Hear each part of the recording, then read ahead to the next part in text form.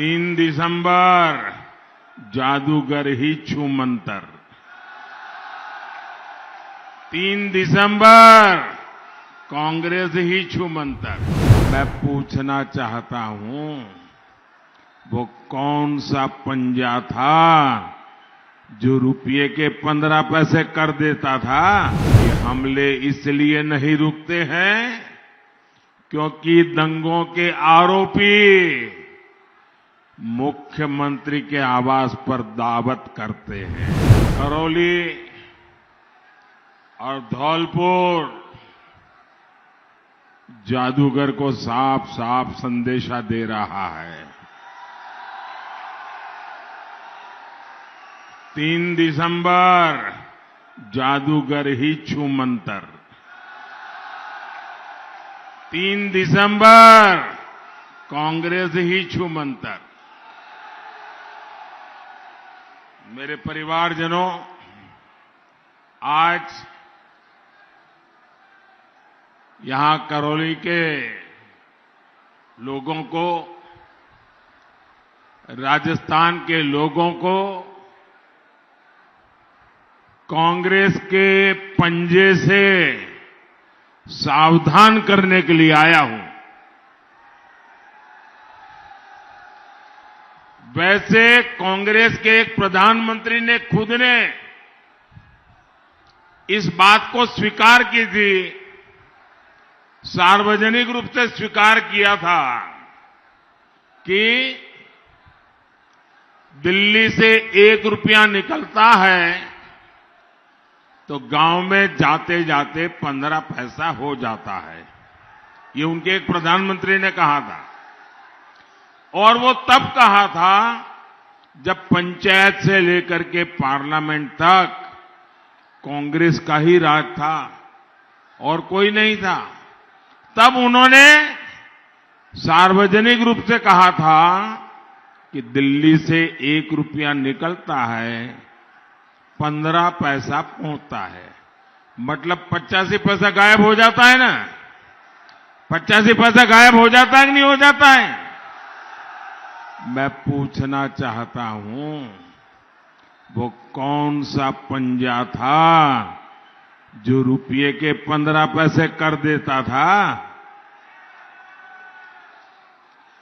कांग्रेस के इस पंजे ने राजस्थान के लोगों को त्रस्त कर दिया है।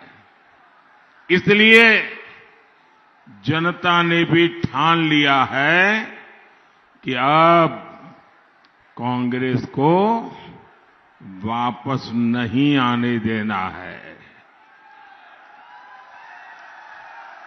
मेरी बात सही है? मेरी बात सही है?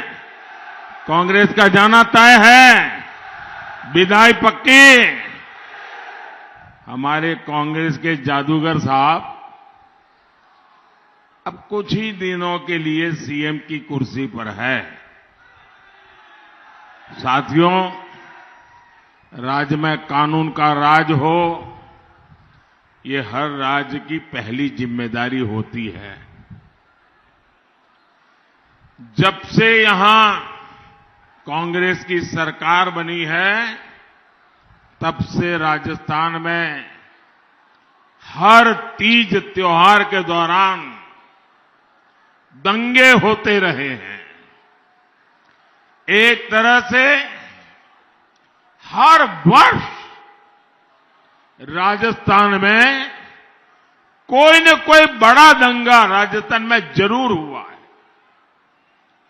मैं छोटे छोटे दंगों की बात नहीं कर रहा हूं, मैं बड़े बड़े दंगों की बात करता हूं, जिस दंगों ने देश को चौंका दिया। अक्टूबर 2019 में टोंक में बड़ा दंगा, 2020 में डूंगरपुर में बड़ा दंगा, 2021 में झालावाड़ और बारां में 2 बड़े दंगे, और 2022 में फिर कांग्रेस ने जोधपुर और करौली को दंगों की आग में झोंक दिया। यहां पत्थरबाजी में कितने ही लोग लहूलुहान हो गए, घायल हो गए।